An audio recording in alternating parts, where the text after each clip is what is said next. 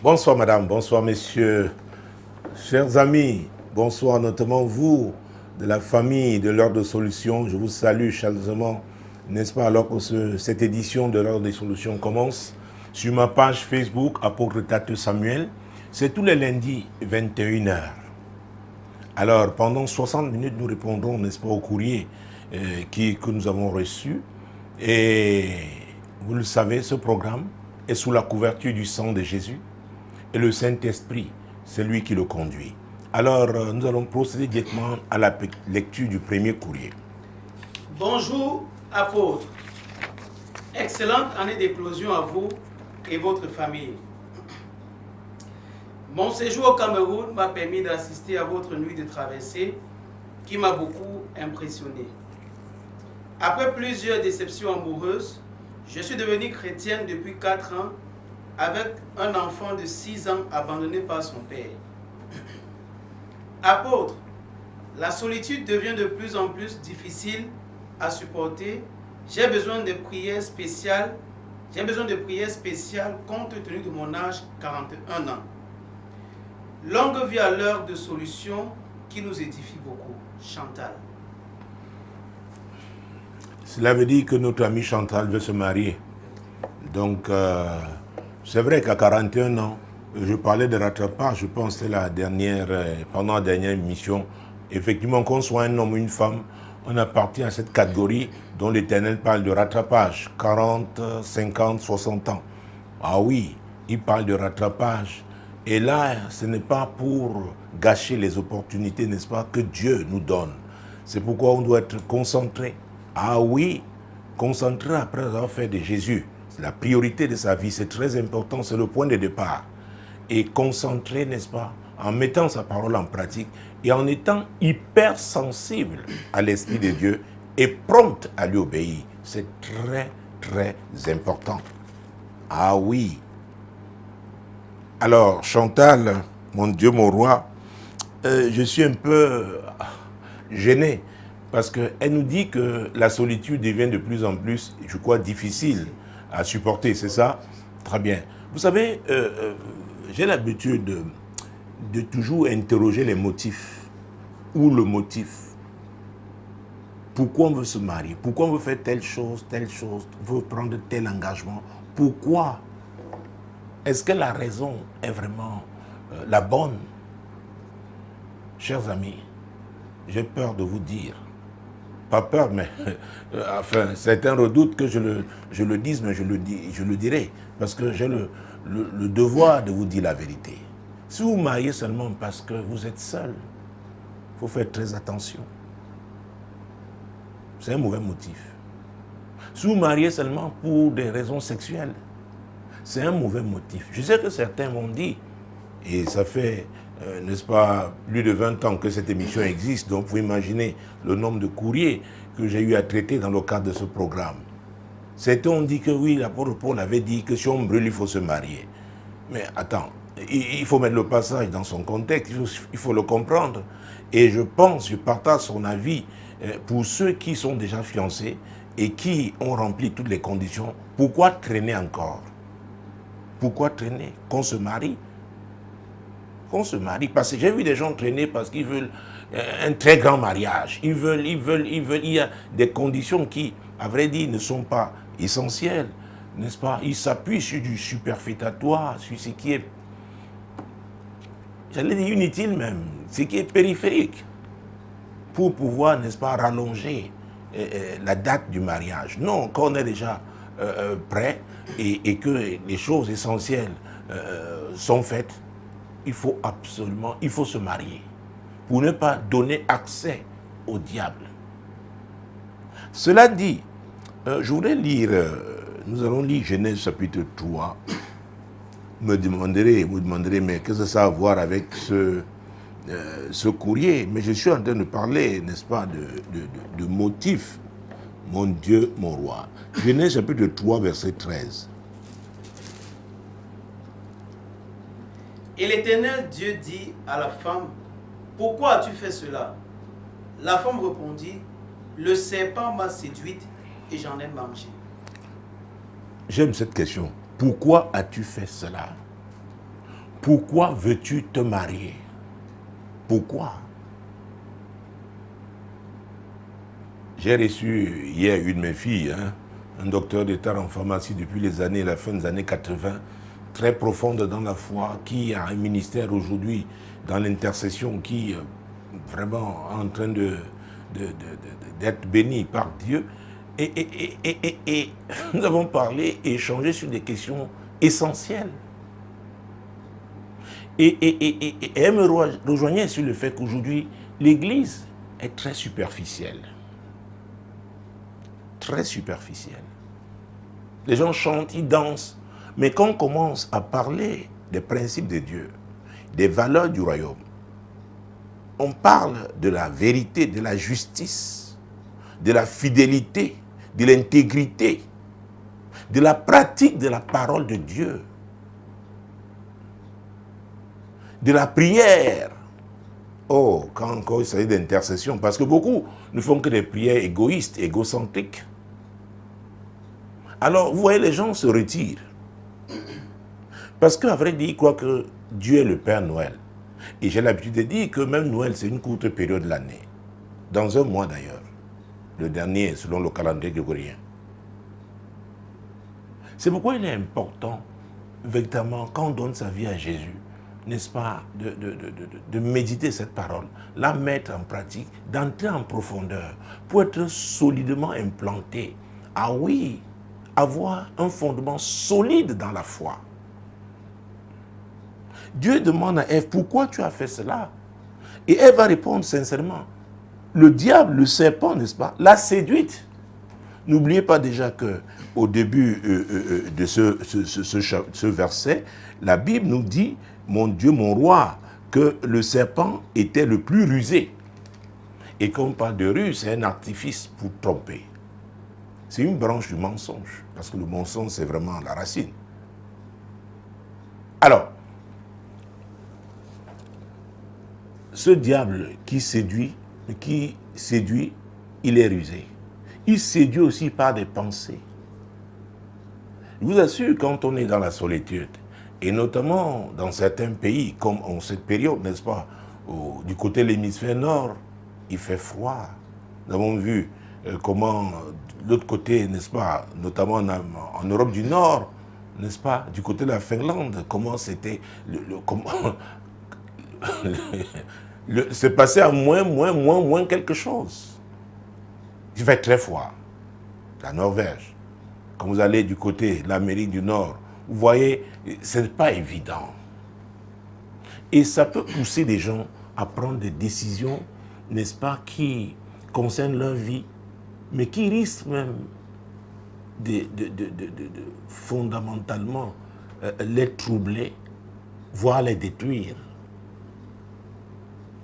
Je ne citerai pas le nom de cette femme, d'ailleurs je ne l'ai pas retenue, mais je me souviens, j'avais fini un culte ici un dimanche, et quelqu'un qui était vraiment dans mon cabinet a insisté, papa, s'il te plaît, reçois cette femme telle que je la vois. Bon, finalement, je l'ai reçue. La femme venait du côté, elle vivait en Amérique du Nord. Je ne citerai pas le pays, je ne veux embarrasser personne. Elle vit là-bas, elle y travaille. Et elle s'était mariée le vendredi. Et elle s'était retrouvée à mon bureau, donc le dimanche après-midi, me posant la question de savoir si vraiment elle avait fait le bon choix d'épouser cet homme. Vous savez, je ne dis pas que c'est son cas, mais quand on voyage vers certains pays et qu'on n'a pas un projet, parfois certains, leurs voyages, ce sont des réactions.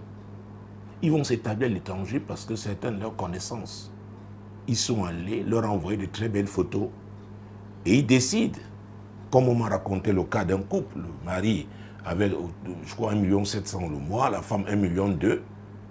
Ils décident qu'ils vont aller, avec leurs 2 enfants, ils vont aller s'établir quelque part, une destination très prisée. Excusez-moi, mais celui avec qui je changeais, je lui posais la question de savoir vraiment, est-ce que ça vaut la peine? J'ai eu à dissuader beaucoup comme ça. Parce qu'ils croyaient que l'Eldorado, n'est-ce pas, c'est quelque part à l'étranger. Ils nous vont faire très attention.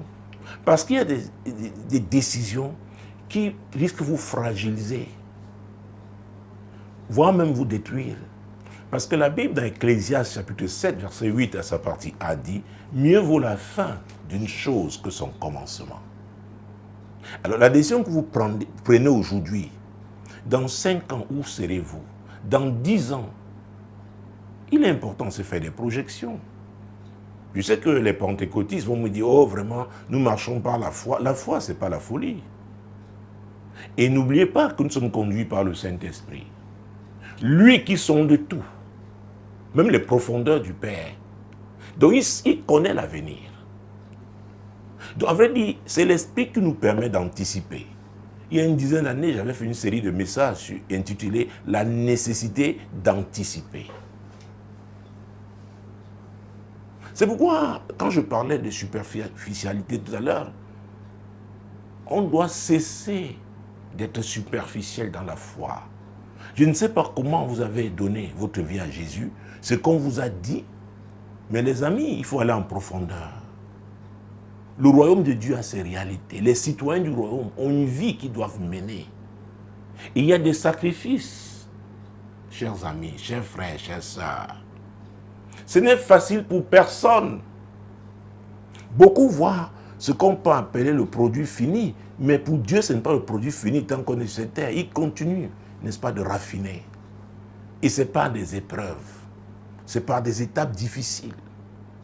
C'est pourquoi je disais encore, je célébrais le premier mariage de l'année, n'est-ce pas, dans notre ici, Assemblée Compassion Globale. Hier, je disais aux jeunes gens qui se mariaient, et j'en profitais pour m'adresser, n'est-ce pas, à tous ceux-là qui aspirent au mariage, ou même qui sont récemment mariés, il faut éviter de brûler les étapes. Il faut éviter d'envier les gens. Qu'est-ce que Dieu vous a dit? Et là, nous parlons d'un sujet vraiment très important, le mariage. Il vous a dit que parce que vous êtes donc seul, la solution à votre solitude, c'est absolument vous marier. Écoutez-moi, il y a des problèmes, si vous ne les réglez pas pendant que vous êtes encore seul, ce n'est pas marié que vous les réglerez. Et beaucoup se marient avec cet art. Parfois, on croit que c'est le mari qui va remplacer le père. Ou la femme qui va remplacer la mère. Je suis désolé. J'ai l'habitude de rappeler que le mariage est un champ missionnaire. Il y a le maître, la mission. Nous sommes des acteurs qu'il s'est choisis pour accomplir des missions particulières. Elles sont différentes les unes des autres parce que nous formons une chaîne et chacun est un maillon. Chaque couple là est un maillon. Donc si nous marions seulement pour des considérations personnelles, écoutez, d'office on a échoué. On n'a pas besoin d'être prophète. Parce que celui qui arrive là, tu ne sais pas aussi pourquoi il se marie. Peut-être aussi des problèmes personnels qu'il devait régler avant de se mettre, n'est-ce pas, avec quelqu'un dans le cadre du mariage. Elle s'appelle comment? Chantal. Depuis plus de 20 ans, dans le cadre de ce programme, j'ai dit la vérité aux gens. Parce que Jésus est le chemin, la vérité et la vie. Donc, on ne peut pas bâtir sans la vérité. C'est pourquoi il est important de s'arrêter et laisser le miroir de Jésus nous montrer qui nous sommes. S'arrêter et écouter Dieu. Parce que le plus souvent dans la prière, les gens répètent des paroles, répètent, ils ne prennent pas le temps d'écouter. C'est une émission, il y a aussi la réception. Dieu veut parler, Dieu est un communicateur. Il nous a créés pour un but. Et maintenant, quand il vous amène à vous marier aussi, c'est pour un but. Le but de Dieu, ce n'est pas régler ta solitude, Chantal. T'es-tu demandé pourquoi Dieu a permis que tu sois seul jusqu'à présent? Qu'est-ce que le travail, n'est-ce pas, qu'il a voulu faire dans ta vie? Est-ce que ce travail a été fait? Est-ce que tu as coopéré? Oh, voilà le mot. Coopérer. C'est pourquoi beaucoup me disent, oh, vraiment, c'est l'esprit de retard, pasteur, prie, parce que oui, tu as la grâce de mariage, tu as. Je dis bien, oui, cette grâce est là. Quand nous étions à la tour, il y a des années, on avait 12 mariages. Cette année, on a vu 8, n'est-ce pas, en 6 mois. Et hier, il y avait déjà une de nos filles se marie la semaine prochaine, le mois prochain. Cette grâce est là. Mais écoutez, la grâce de Dieu, ce Dieu est un Dieu de principe. Il y a sa parole. Donc, Chantal, je me permets de te dire que le motif n'est pas bon.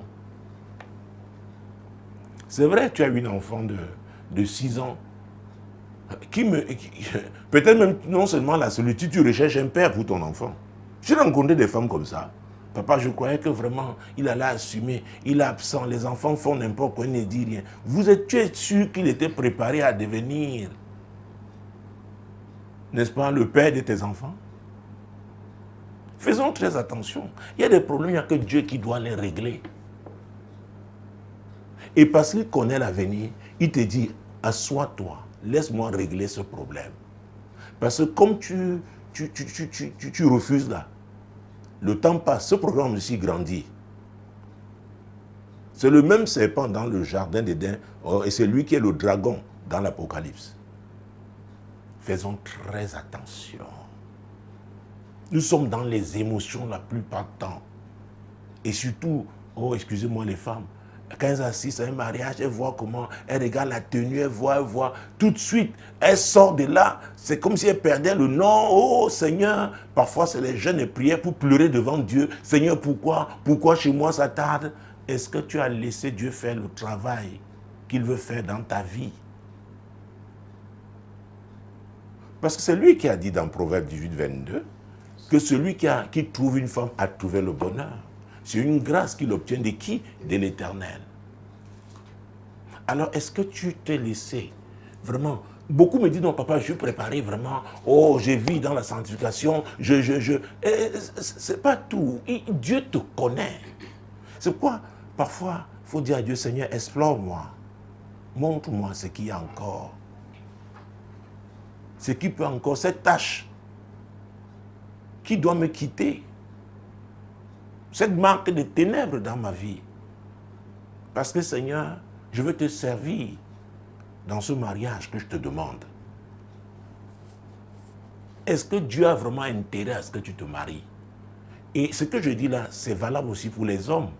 Parce que l'homme qui trouve une femme et qui apprécie que c'est une grâce qu'il obtient l'Éternel, c'est un homme qui se sera soumis à Dieu. Dieu lui-même aura travaillé dans sa vie de manière à ce que lui aussi soit une bénédiction pour la femme qu'il trouve. C'est très important. Parce que je ne parle pas de mariage sans parler de complémentarité. Il y a une qui m'avait dit il y a cela quelques années, ça fait peut-être 12, 14 ans.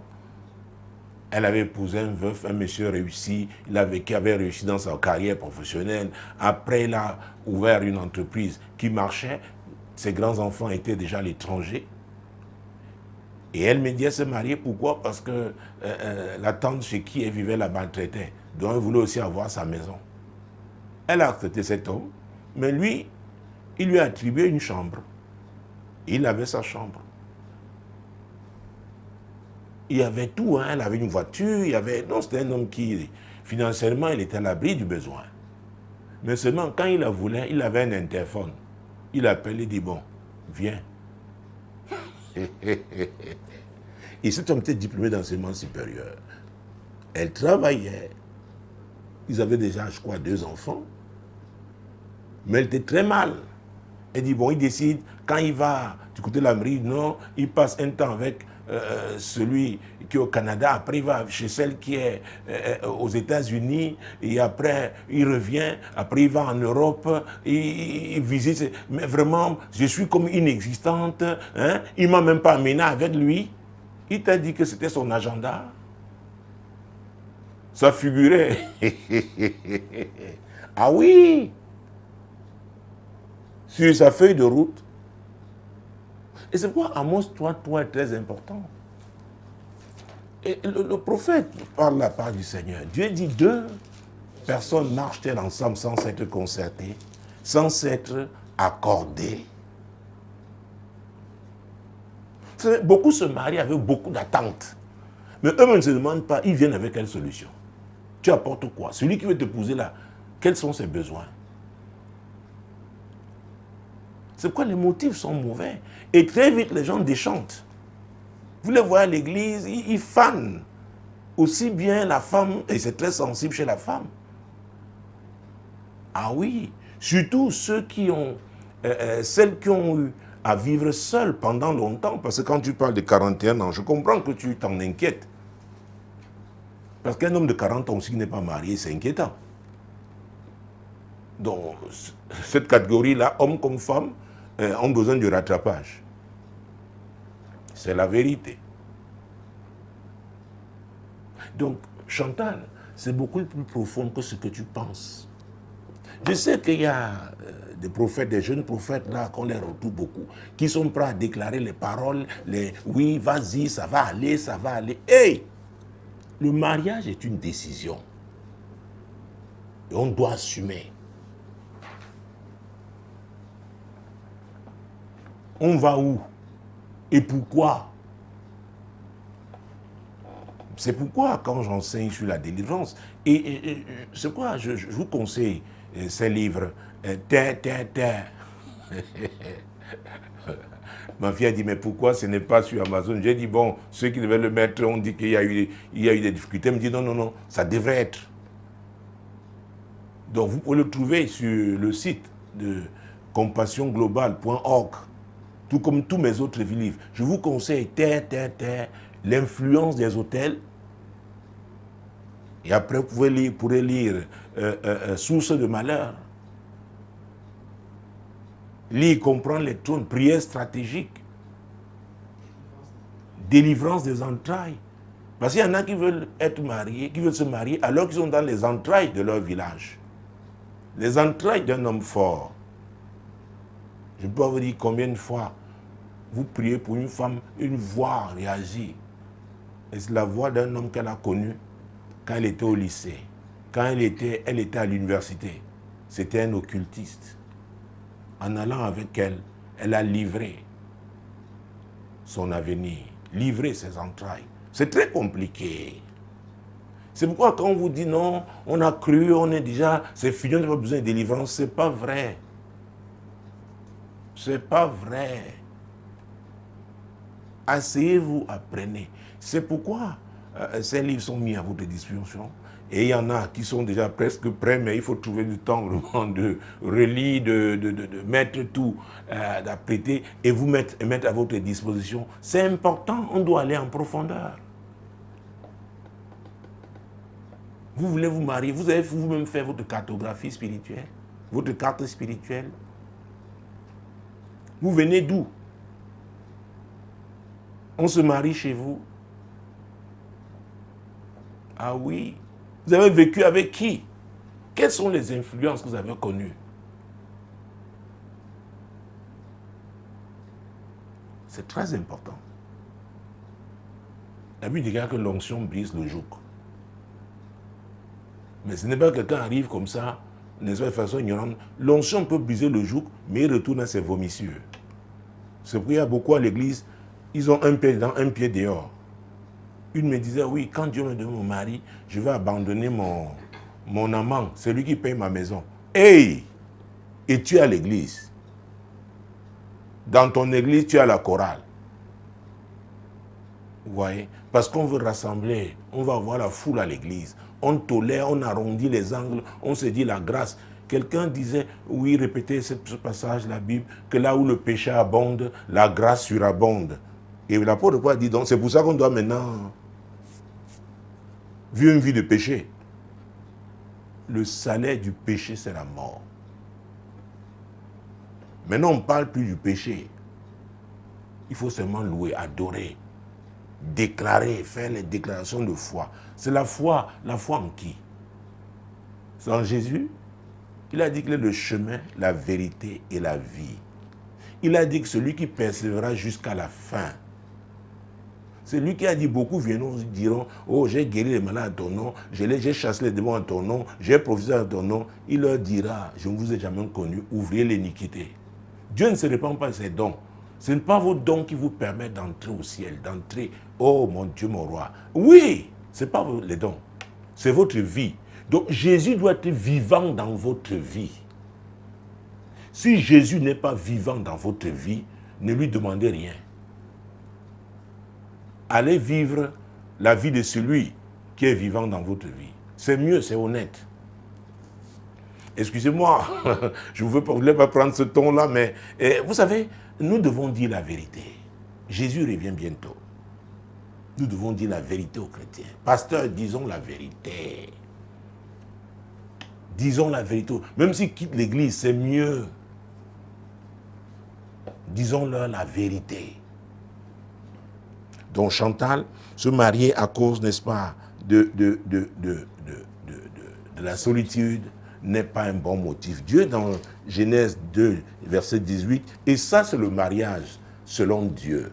Et c'est de ça que nous parlons. C'est pourquoi hier, pendant le culte, je racontais comment Dieu m'a dit, à un moment donné, je voulais m'attrister, dit, mais Seigneur, avec tous ces sacrifices, on prie, oui, il m'a demandé, mais tu sais ce qu'il faut pour que ces gens-là se marient?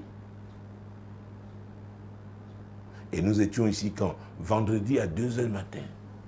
La mère d'un de ceux qui devaient se marier a eu une révélation terrible. Nous devions entrer dans la prière, les amis. Vous croirez que c'est le jeu. Et pendant ce temps, les gens sont déjà dans la célébration. Alors que l'apôtre Pierre a dit dans 1 Pierre 5,8 que le diable rôde comme un lion rugissant, cherchant qui dévorer. C'est pourquoi quand on donne des consignes aux gens, ils estiment qu'on s'ingère dans leur vie. Parce qu'ils oublient le plus souvent d'où ils viennent.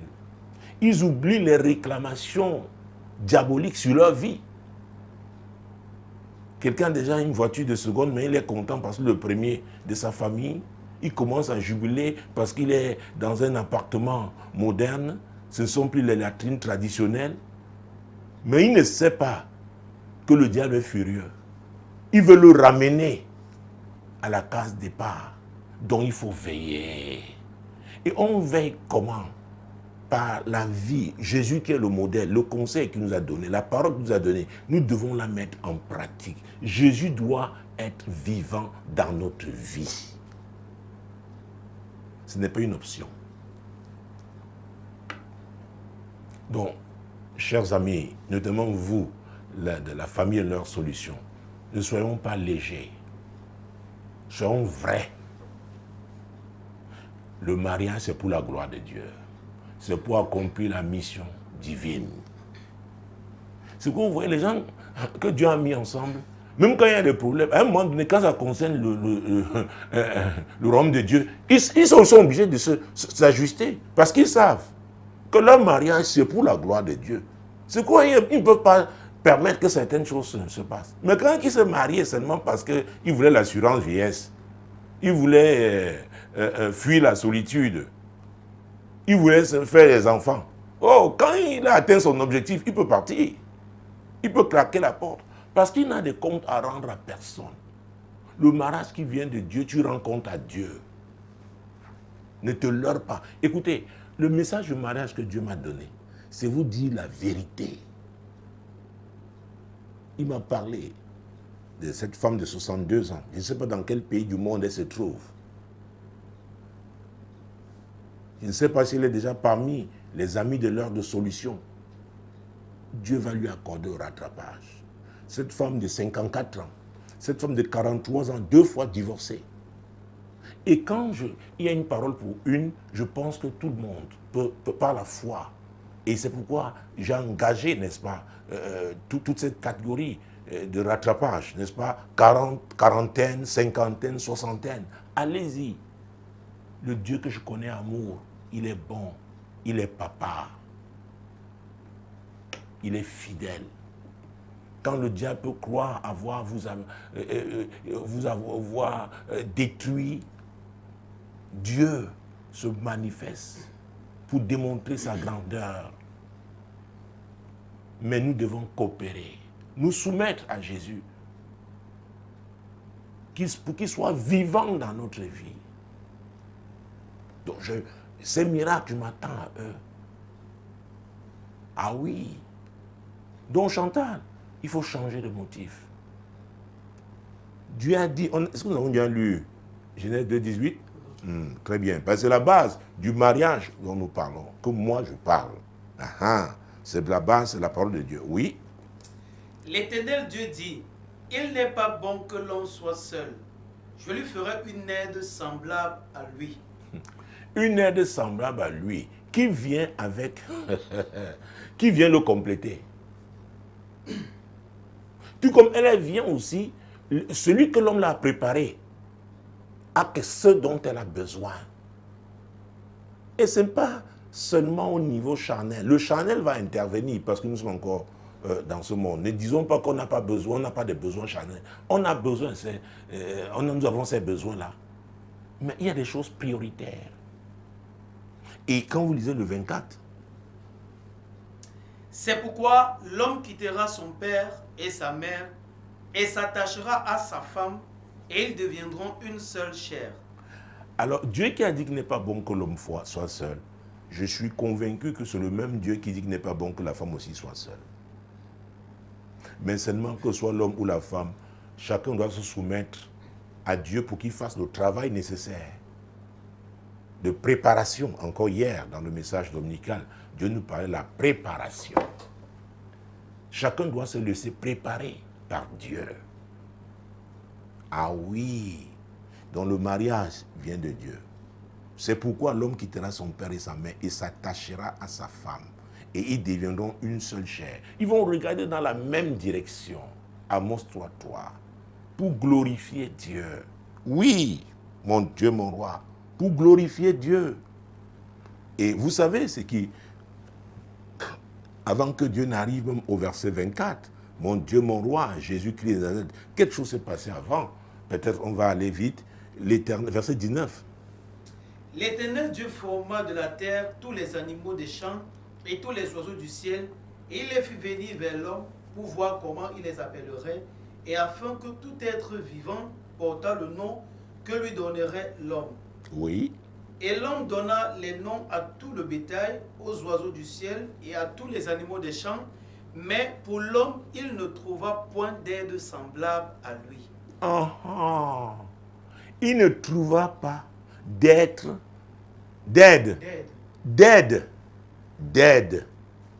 semblable à lui.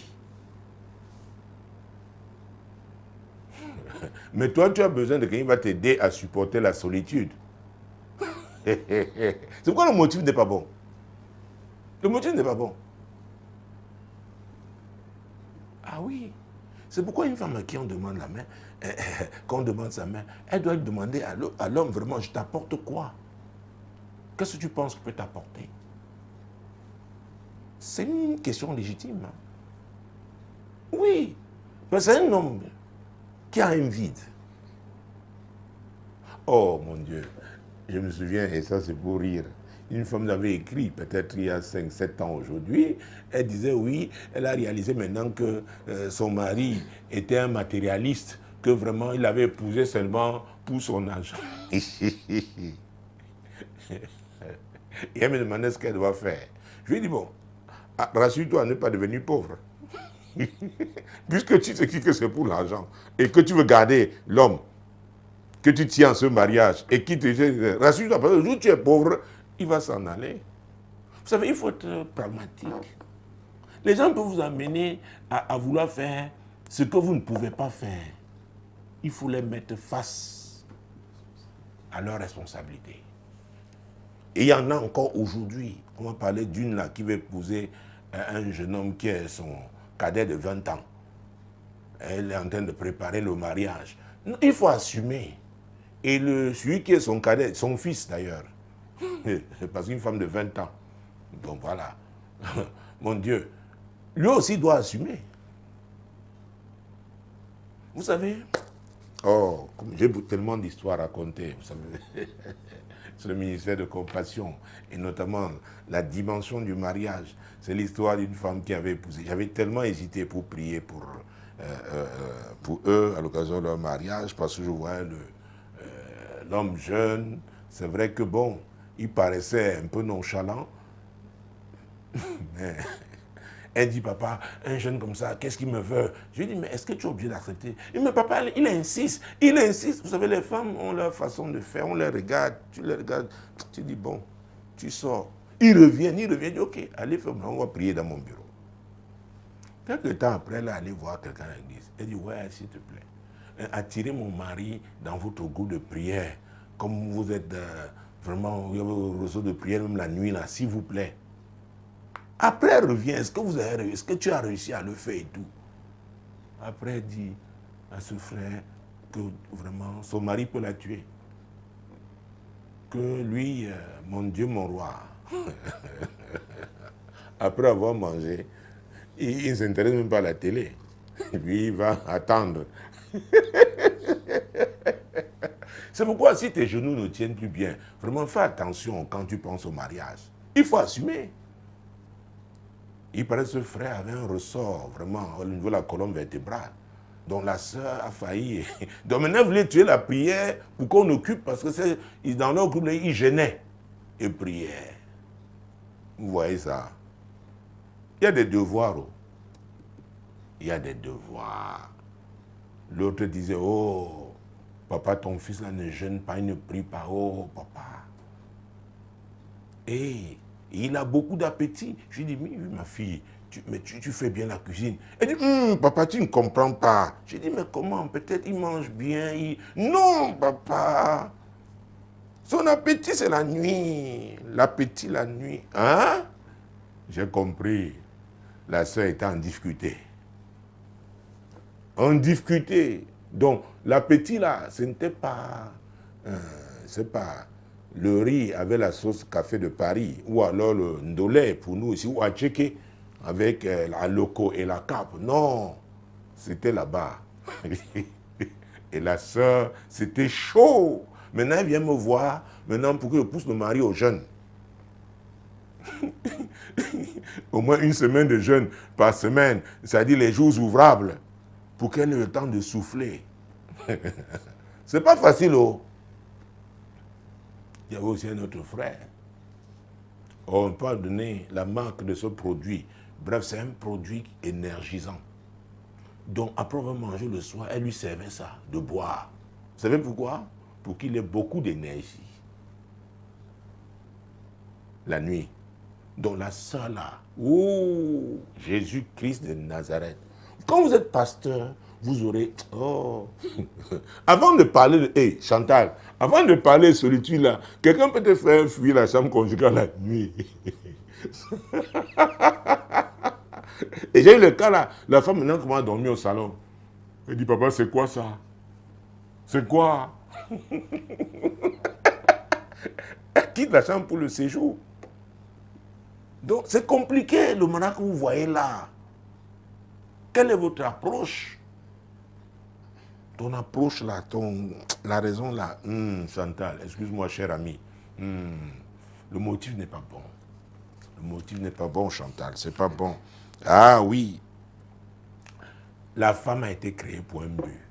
L'homme avait un besoin. Dieu avait dit, on l'a lu, il n'est pas bon que l'homme soit seul. Alors, et c'est pourquoi, n'est-ce pas, au verset, mon Dieu, mon roi, on n'a pas le temps, 22, 23, vous verrez que c'est Dieu a créé donc la femme pour répondre aux besoins que l'homme avait. Et certainement cet homme était aussi un homme préparé pour répondre aux besoins de la femme. C'est pourquoi je dis souvent il n'y a pas de compétition, de rivalité. La femme du voisin, ne voit pas le côté apparent là. Il y a des choses que le voisin supporte que toi tu ne peux pas supporter. Le mari du voisin ne dit pas que c'est le plus gentil, que le tien est un démon. Fais attention. Je parle souvent des colis. Donc Dieu donne à chacun un colis qu'il peut porter. Et quand c'est Dieu, la grâce est là, tu recours à lui, il va t'aider. Donc c'est très, très important. Les femmes ne savent pas, même dans l'histoire. Les femmes ont été utilisées, d'ailleurs, même au Cameroun, il y a encore des régions où quand vous rendez service à une famille, le chef de famille peut venir vous donner sa femme, sa fille, comme cadeau. C'est pourquoi, mon Dieu, il faut faire très attention. Les choses ont beaucoup évolué. Il y a des régions, notamment en Inde, aujourd'hui, même si tu as le master de ta famille, qui décide du type d'homme que tu dois épouser.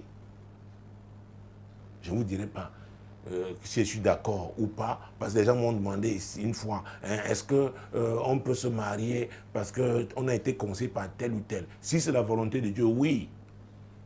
Isaac n'était pas là quand le serviteur de son père allait chercher sa femme. Donc faisons très attention avec tous les modèles que le monde et les influenceurs proposent aujourd'hui. Dieu est Dieu. Il parle tantôt d'une manière, tantôt d'une autre. Il peut passer par un moyen comme un autre. Mais si vous le craignez, parce qu'il est fidèle, parce que vous le craignez, vous allez attendre son temps. En attendant son temps, vous laissez qu'il travaille dans votre vie. D'accord? Donc Chantal, voilà, je le disais, bon, peut-être je dois compléter. Les femmes, par le mariage, il y a des régions, des régions qui étaient hostiles, qui ont réglé leurs problèmes à cause du fait que leurs fils se sont mariés. Maintenant, c'est la belle famille, c'est une alliance. Vous ne pouvez plus vous attaquer. Donc, le mariage, c'est pour un but. Je ne vais pas donner un exemple. En Afrique, il y a des problèmes quelque part. Vous savez, j'ai sillonné ce continent. Dans ces deux régions-là, frontalières. Mais quand il y a eu un nouveau chef, il a épousé une fille de là-bas. Ça s'est calmé.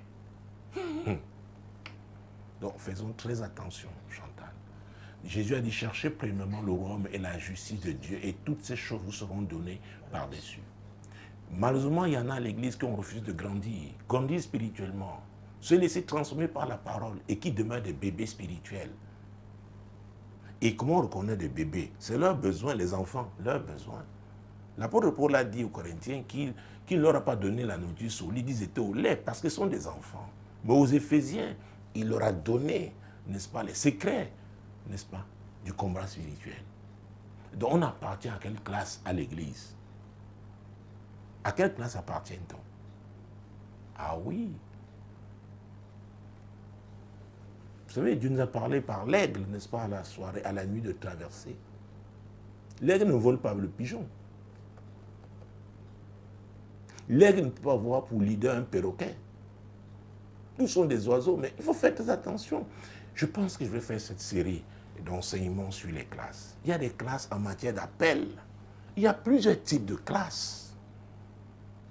Il y a des personnes légères, il y a des personnes respectueuses, dignes, nobles.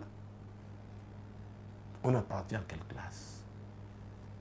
Oh, nous avons un deuxième courrier, alors je veux prendre au moins 2 pour que nous ne soyons pas saturés. L'année ne fait que commencer. Donc Chantal va voir Dieu. Vraiment, c'est bien, tu es chrétienne, mais demande à Dieu, Seigneur, quel travail tu dois encore faire dans ma vie pour que l'homme que tu as prévu pour moi, oui, me trouve. Parce qu'il peut aussi y avoir des obstacles spirituels. Hein. Il y a des gens qui sont sous des condamnations, il y a des réclamations sur leur vie. Écoutez, dans Luc 22, 31, Jésus dit, Simon, Simon, le diable vous a réclamé pour vous cribler comme le froment. Mais moi, j'ai prié pour vous. Et c'est l'apôtre Paul dans Éphésiens 4, 27 qui dit, et ne donnez pas accès au diable. Ça peut arriver. Nous pouvons nous tromper, faire une erreur et donner accès. Mais il faut aussi savoir comment le mettre dehors et verrouiller. Fermer cette porte. Vous comprenez? Donc, moi je pense qu'on doit travailler sur soi-même. C'est-à-dire que laisser Dieu travailler, vraiment s'ouvrir. C'est Dieu qui rend le fruit mûr. Et quand il devient mûr, croyez-moi, c'est lui aussi qui a été préparé, va se manifester. Donc cette impatience-là, il ne faut pas, c'est une ruse, une séduction du diable. Laissez Dieu, n'est-ce pas? Il vous connaît, il sait pourquoi il vous a créé. Ah oui, il connaît les talents qu'il vous a donnés, les dons qu'il vous a donnés. Il y a un homme qui a besoin de ça. Laissez-le vous raffiner au nom de Jésus. Amen. Deuxième courrier. Mesdames. Bonsoir, papa apôtre. Que le Seigneur vous comble en cette année d'éclosion. Je viens de dire oui à un chrétien qui veut m'épouser, mais il souhaite vivement que nous nous marions à l'état civil le lendemain de ma dot, dans l'arrondissement voisin de mon village, avec une dizaine de personnes au trop. Est-ce qu'on se cache seulement Est-ce normal, papa? S'il vous plaît, édifiez-le. C'est un fidèle auditeur de Radio Solution. Merci infiniment, Bibi. Bibi, c'est elle qui nous a écrit. Oui, chers amis, n'est-ce pas, dans le cadre de cette émission de Radio Solution, sur ma page Facebook, Apôtre Tate Samuel. Ah oui, cette émission est rediffusée sur Radio Solution et Solution TV tous les mercredis dès qu'il est 21h. Donc, les fidèles auditeurs de Radio Solution suivent cette émission. Et je pense même que, ah oui, je voulais parler d'une autre émission, le 237, qui est aussi rediffusée le dimanche. Très bien. Donc, quand on parle de Radio Solution, c'est parce qu'ici, nous avons une radio FM, la FM 100.5, n'est-ce pas? Radio Solution, la voix du royaume. Donc, vous voyez, elle s'appelle comment? Bibi encore m'amener à jouer un rôle. Elle veut que j'influence son fiancé. C'est ce qu'elle est en train de vouloir. C'est ce qu'elle me demande. Édifiez-le. Non, édifiez-le, c'est qu'influencez-le.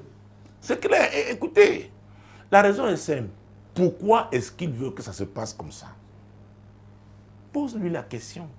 Vous savez, j'ai rencontré des gens dans le ministère qui refusent d'affronter, c'est-à-dire que de mener leur combat, d'affronter réellement et sincèrement la personne à laquelle, n'est-ce pas, ils ont affaire. C'était l'histoire d'une femme ici dans cette église, à l'époque. Elle était venue avec une photo, la photo d'une femme dans son téléphone, et dit que c'est la femme qui trouble son mari. Je lui demande, comment la femme la trouble son mari? Elle dit, oui, son mari va avec cette femme, elle veut qu'on envoie le feu sur la photo de la femme. Nous lui avons demandé à l'époque, est-ce que tu en as parlé avec ton mari? Non. Donc elle avait peur d'affronter son mari, mais elle croit maintenant que la prière va faire ce qu'elle-même devrait faire au préalable. C'est pas bon. Donc Bibi, c'est Bibi? Oui. Bibi, tu devais déjà poser la question à cet homme à qui tu as dit oui. Et tu veux te marier. Quand on lit une lettre, un coup on sent. Mais dis-lui pourquoi tu veux que ça se fasse comme ça.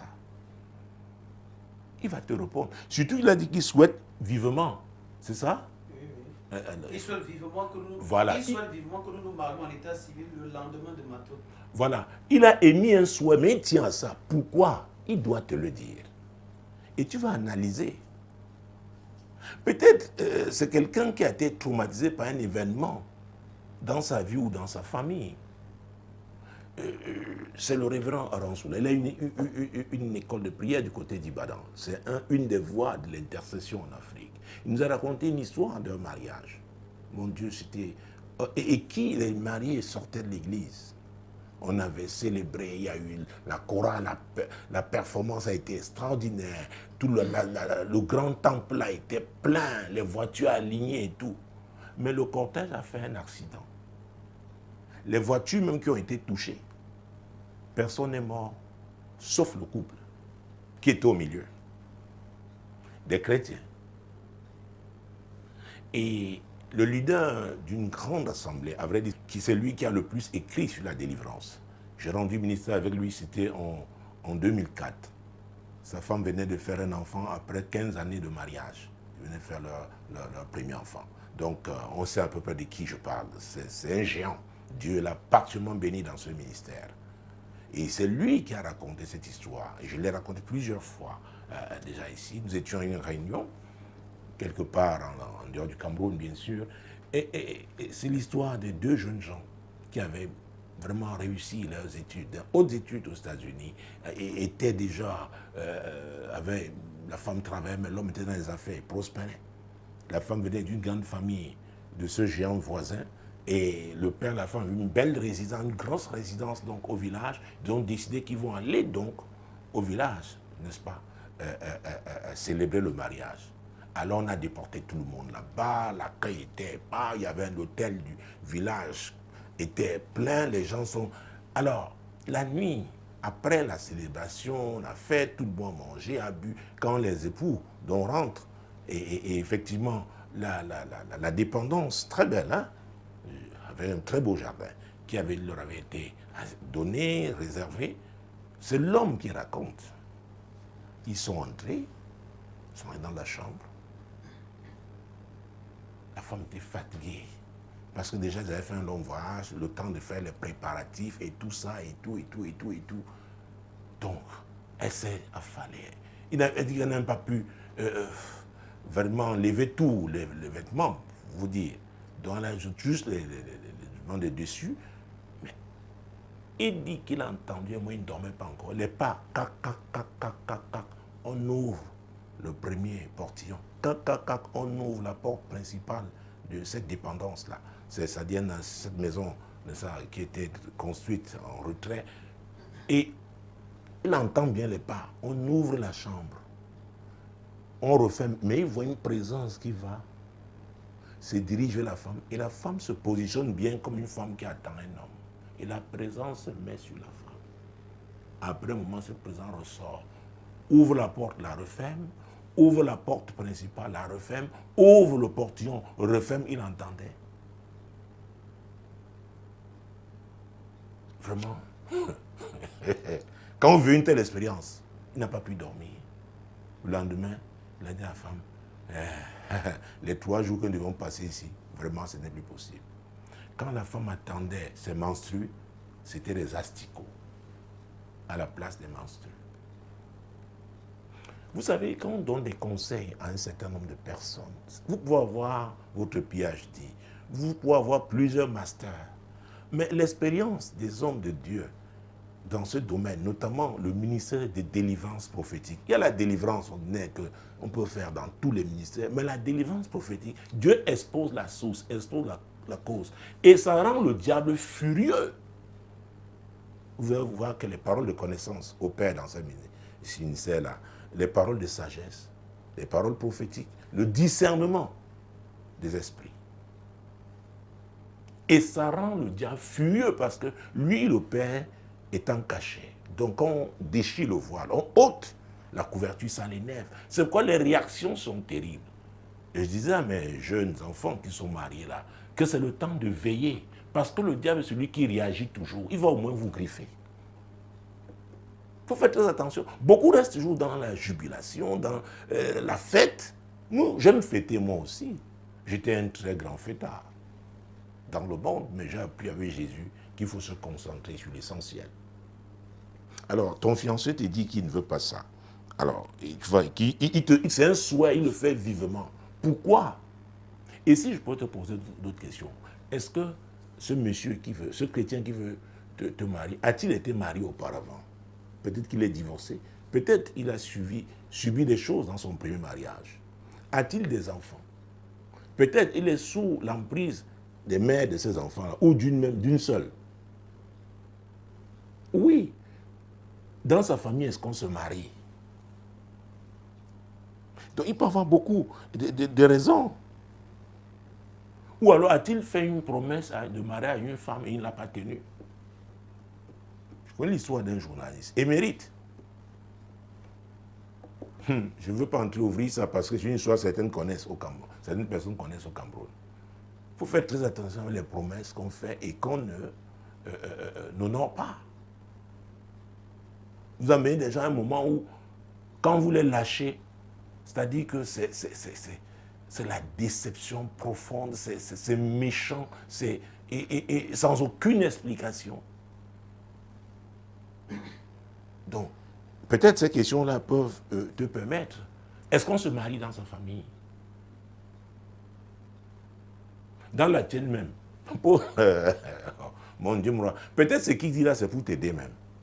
Alors, si tu parles de l'arrondissement qui est proche de ton village, peut-être il voudrait que vous reveniez dans votre ville de résidence, je ne sais pas où vous habitez, déjà marié.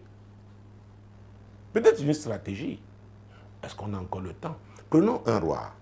On va aller très vite maintenant. Mesdames, messieurs, je pense qu'il me reste 10 minutes au maximum. Hein? Moins de 10 minutes d'ailleurs, voilà.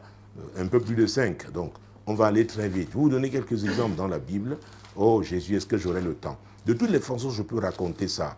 C'est l'histoire d'Élie. Quand vous lisez 1 Roi chapitre 17, Dieu lui parle. C'est Dieu qui l'envoie faire une annonce terrible, n'est-ce pas, qui concerne la nation, le peuple de Dieu. Et qu'on peut commencer par le premier verset. Nous sommes dans 1 Roi chapitre 17. 1, 2, 3 et 4. Élie de Tishbite, l'un des habitants de Galad, dit à Achab, l'Éternel est vivant, le Dieu d'Israël, dont je suis le serviteur. Il n'y aura ces années-ci ni rosée, ni pluie, sinon à ma parole. Et la parole de l'Éternel fut adressée à Élie en ces mots.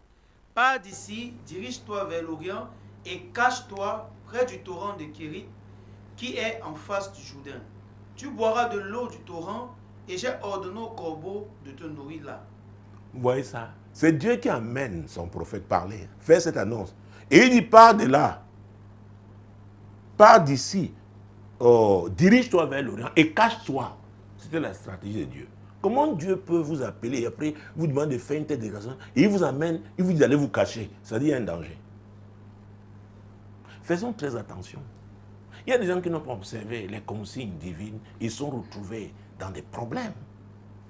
Et là où il va se cacher, au torrent de Kérit, et il dit bien en face du Jourdain, Dieu est précis. Et il dit que c'est l'eau du torrent qu'il va boire. Et que ce sont les corbeaux qui vont le nourrir. Dieu enverra les corbeaux. Attendez, ça fait un sens pour l'homme. Un homme de l'ossature, de la carrure d'Élie. Mais voilà ce que Dieu avait décidé.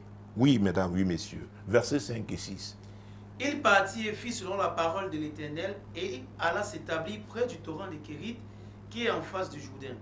Les corbeaux lui apportaient du pain et de la viande le matin et du pain et de la viande le soir et il buvait de l'eau du torrent. Ah, ce n'est pas l'eau minérale qui buvait, c'est l'eau du torrent. Vous savez, il y a un régime, comme les régimes alimentaires, il y a même un régime de vie que Dieu peut vous imposer pour une saison. Les gens peuvent ne pas comprendre. Ils vont vous juger, se moquer de vous. Mais qui a parlé? Est-ce que c'est Dieu? C'est Dieu que vous servez, vous devez lui obéir. Ah oui, c'est Dieu. Il vous donne une idée. C'est lui aussi, il faut s'attendre à ses stratégies. Beaucoup reçoivent seulement une idée. Très vite, ils courent, ils vont aller l'accomplir à leur manière, alors que Dieu était à la base. Mais Dieu, il dit dans Jérémie 33, verset 2, qu'il est le concepteur et l'exécuteur. C'est très important de comprendre ça. Et si on lit même d'ailleurs la suite, versets 7 à 9. Mais au bout d'un certain temps, le torrent fut à sec car il n'était point tombé de pluie dans le pays. Alors la parole de l'Éternel lui fut adressée en ces mots. Lève-toi, va à Sarepta qui appartient à Sidon et demeure là. Voici, j'ai ordonné à une femme veuve de te nourrir. Vous voyez ça? Alors un homme, un prophète comme Élie, c'est une veuve qui va le nourrir, une femme fragilisée. Mais c'est le choix de Dieu. Et il a vécu chez cette femme. On n'a pas le temps de lire cette histoire. Le problème, c'est qu'aujourd'hui, le monde influence tellement l'Église qu'on vient avec le modèle du monde. L'Église ne résiste pas, ne s'appuie pas sur la parole de Dieu pour demeurer sur les normes divines. On veut avoir des grandes églises. On veut. Et alors, Jésus regarde. Le Saint-Esprit a attristé. Prenons l'exemple de Jésus lui-même. Prenons Matthieu. Oh mon Dieu, mon roi. Jésus-Christ de Nazareth. Matthieu chapitre 2. Matthieu. Parce que là, il s'agit de Jésus lui-même. Matthieu chapitre 2. Prenons le verset 13. Lorsqu'il fut parti, voici un ange du Seigneur apparut en songe à Joseph et dit, lève-toi, prends le petit enfant et sa mère, fuis en Égypte. Et restez-y jusqu'à ce que je te parle, car Hérode cherchera le petit enfant pour le faire périr. Le petit enfant là, c'est Jésus. Le Messie qui était venu pour le salut de l'humanité. Dieu dit, prends le petit enfant et fais quoi? Fuis. Dieu dit, fuis. Certains parmi nous là auraient dit à Dieu, mais non, tu es le Tout-Puissant, protège-le. Mais c'est ce que Dieu avait décidé. Il est souverain, chers amis. Et la suite, verset 14 et 15. Joseph se leva, prit de nuit le petit enfant et sa mère et se retira en Égypte. Il y resta jusqu'à la mort d'Hérode afin que s'accomplisse ce que le Seigneur avait annoncé par le prophète. J'ai appelé mon fils hors d'Égypte. David disait dans le psaume 139, verset 16, quand je n'étais qu'une masse informe, tes yeux me voyaient. Sur ton livre était écrit, tous les jours de ma vie avant qu'aucun d'eux n'existât. C'est Dieu le concepteur, c'est lui l'exécuteur. on doit se soumettre à lui. Et Jésus avait fait la promesse du Saint-Esprit. Il a répandu. C'est lui le conducteur. C'est très important. Je comprends très bien, Bibi, voilà. Oui, que peut-être tu aurais rêvé. Tu assistais au mariage de tes amis, il y avait des uniformes, il y avait les couleurs, le ton. Aujourd'hui, on m'a même dit qu'il y a les thèmes, voilà. Couleurs, il y a ci, tu disais ton mariage aussi. Mais qui t'a dit que tu dois te marier comme ça? Écoutez, la fête là, c'est pour quelques, maximum 2 jours. Aujourd'hui, parce qu'il y a peut-être 3 jours. Chez nous, les Africains, là, le jour, la dot, l'état civil et la célébration à l'église, la bénédiction nuptiale. Mais il faudra vivre ton mariage toute ta vie. J'ai eu des cas, j'ai vu, même quand j'étais dans le monde, où on a dépensé beaucoup d'argent, important le champagne, avec la photo des mariés, mais des mariages qui n'ont pas pu mettre 3 ans. Il y en a même moins. Faisons très attention. Qu'est-ce qui est important? C'est la volonté de Dieu. Oh, avec ce courrier récurrent sur le mariage, et croyez-moi, si je dois me référer, faire une rétrospective, je pense que les 75% des courriers que j'ai eu à traiter en plus de 20 ans dans ce programme concernaient le mariage. Ceux qui veulent se marier, ceux qui ont des problèmes pour se marier, dans leur mariage et tout. Je pense que nous allons créer une rubrique, n'est-ce pas, les 10 dernières minutes de ce programme, l'heure de solution, pour réserver, n'est-ce pas, au mariage chrétien prié. C'est très important. Vous savez, j'ai parlé de mes amis, de l'heure de solution. Ah oui, ce moment-là, 10 minutes pour prier. C'est-à-dire que même si vous êtes, selon le fuseau horaire, vous êtes au bureau, vous prenez peut-être 15 minutes le temps de vous connecter et vous déconnecter après pour, comme votre temps de pause. Vous venez. D'ailleurs, on peut appeler ça une convention. Hein? Convention internationale du quoi? On peut appeler ça convention internationale du mariage chrétien. Oui, les 10 minutes là, ce sera notre convention. Tous les lundis. Convention internationale du mariage chrétien. Attends, c'est Convention internationale du mariage chrétien. On peut CIMAC. Dans le mariage selon la Bible, comme nous avons lu de Genèse 2, 24. Écoutez, au début du deuxième semestre l'année dernière, Dieu m'a dit de faire attention aux réactions que je dis d'enseigner le peuple. Et réaction, j'ai dit mettez 3 R. Premier R est pour réponse, deuxième R pour riposte, troisième R pour réplique. Et je vous ai dit, j'ai raconté, je l'ai dit hier pendant le culte dominical, le message de dimanche, en direct, pour certains qui ont suivi, que la grosse attaque que l'ennemi, aujourd'hui, a adressée, et ça concerne le monde, c'est contre le mariage.